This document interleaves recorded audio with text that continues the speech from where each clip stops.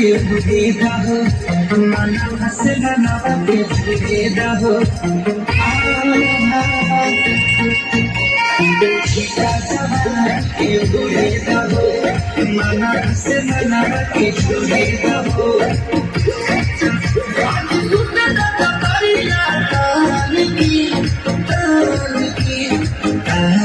की